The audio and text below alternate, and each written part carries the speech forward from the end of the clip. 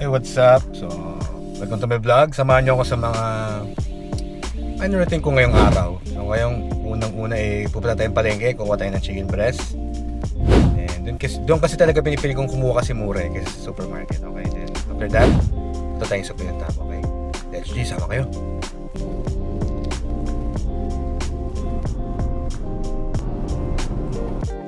So, yun, nandito tayo sa palengke. So, ang gamit pala natin ngayon yung Insta360 Ace 2 Pro. Try ko lang kung okay siya pang vlog. Okay din naman eh, no? Try natin. Guys, nasa ano tayo, palengke ng Muntinlupa.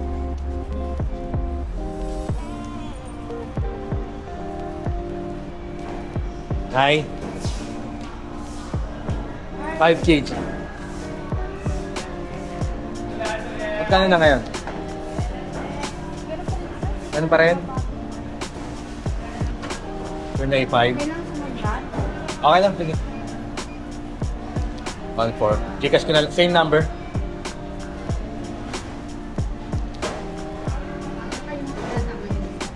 May lakad din mamaya eh. May stock na ako. Baka mawala na naman.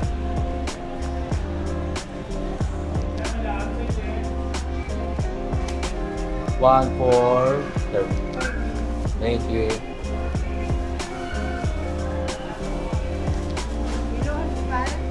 Konti lang. Ano, saan na po?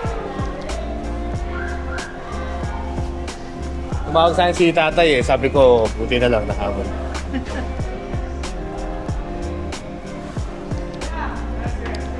Nasa palengke Alabang kayo. Nakilala ko si nanay. Dito ka nabili.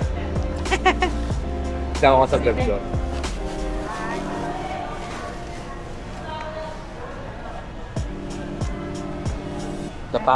Pita pa akong ano, BF. Sige na, ingat po.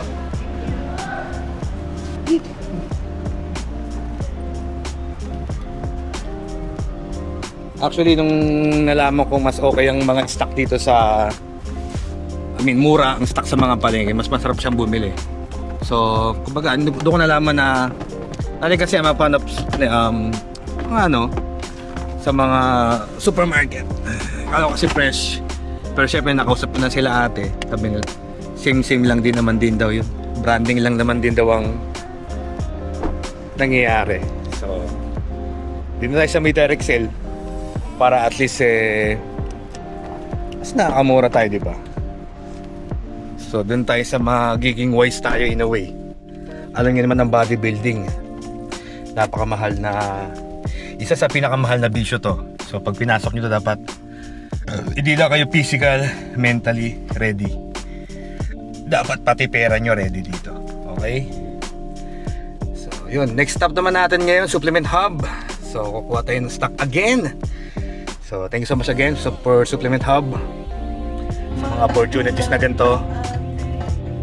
So, yun. See you mamaya. So, yun. Kwento lang muna tayo. Sa mga yung talaga nahihirapan nyo i-hit yung protein nyo. Labas dito yung mga talagang syempre yung mga nag-aaral. So, yung budget is talagang medyo minimal pa. Doon tayo sa mga talagang may kaya naman mag-produce pero para talagang hindi nila kaya budgetin talaga yung pera nila. So I'll suggest talaga bumili ko kayo talaga sa palengke in a way. So if you want, you can set some schedules. Kaya dapat kada 1 week bilan nyo lahat ng mga needs nyo. Like ako, yan, pagbili ko kanina, manok, yung gulay kasi doon ako nabili sa amin eh. Tsaka ayoko kasi nag-i-stock ng gulay sa ref kasi usually nabubulukan ako. So sa akin, pag trip kong gantong po tayo, pupunta lang naman ako ng palengke namin doon sa amin. Bibili lang ako. Pero yung mga manok talaga, usually talaga yan. Doon ako nabili. Linggo-linggo, 5 kilo ko. Kasi meron pa ako ng mga other variations eh, like yung mga tilapia, baka yan. So doon na ikot po yung mga meal plan ko. Pero majority ng meal ko talaga chicken. So pero mo magkano lang ang manok is 270 ata per kilo.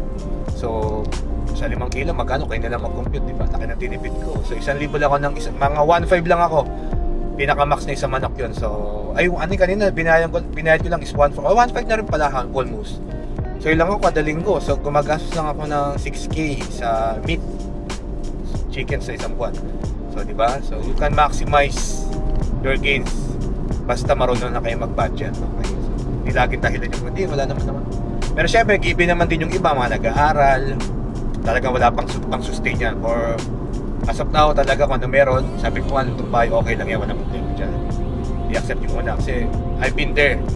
So, nag-tiis muna ako, then, kung ano yung nakikita nyo ngayon, so, dahil yung pinagdaanan ko talagang nahihirapan din ako sa una. Pero, syempre, hindi ako sumuko, sinunod ko lang talaga yung gusto ko. Yun, nakakabili tayo ng mga bagay na gusto natin. Pero syempre, di pa naman tayo nakakangat. Nasa laylayan pa rin naman tayo. Talagang kung kayo nahihirapan ngayon, huwag kayong susuko kasi soon enough, makukuha nyo rin yung niche na para sa inyo. Okay? Gusto nyo talaga bodybuilding or talaga sa mga abot, alagaan nyo sarili nyo. Talagang pagilalaan nyo talaga ng financial. Okay? Yun lang naman. Lapit na tayo, nasa ano na tayo, nasa sukat na. Okay? So, kukuha lang tayong stock kasi sponsored athlete po tayo ng supplemental, malaman nyo naman yan. So, wala na tayo ng stock since nung holidays talagang sinagad ko na kasi parang hindi rin siya dahil puro galing outside. So ngayon, naka-prep na, planning to prep. So pupull up tayo ng mga stocks, mga needs natin, okay? Traffic, sukat, alam nyo naman niya. Damn! Ay, dito tayo. The shop? Hey. Kamusta po? Grabe ang papunta talaga rito. Hi, baby!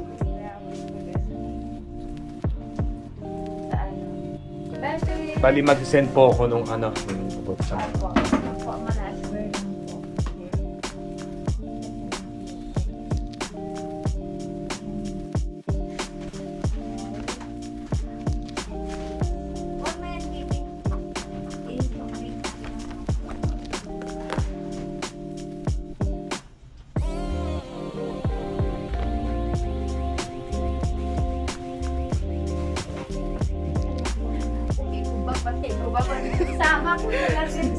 Sige, walang problema. Okay naman, may sign na po. Yeah. Next ano ulit yan? So, bali ang talaga ngayon is 6 na. Yeah, sure. Born na yan. Kasi napag-usapan naman ni Gucci. Uy, ikaw na yan? Kung magalagay? Thank you, Mama. So, yun. If you want to avail some supplement po dito sa BF Homes Paranaque sa Aguirre, nandito lang sila along the highway. So, if you want quality supplement, nandito po. Okay? Baby! Thank you, Ma'am. Thank you din po. So, i-update ko na lang si Coach abot sana. Thank you. Grind ulit.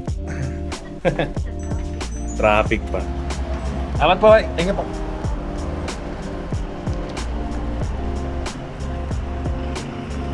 So yun, it's done for today. So ilan naman yung usually mga task ko. So hindi naman kaka-boring din in a way, paulit-ulit. Pero ilang naman umiikot ang buhay ng isang fitness no? I mean, fitness enthusiast. Yun lang lagi paulit-ulit, okay?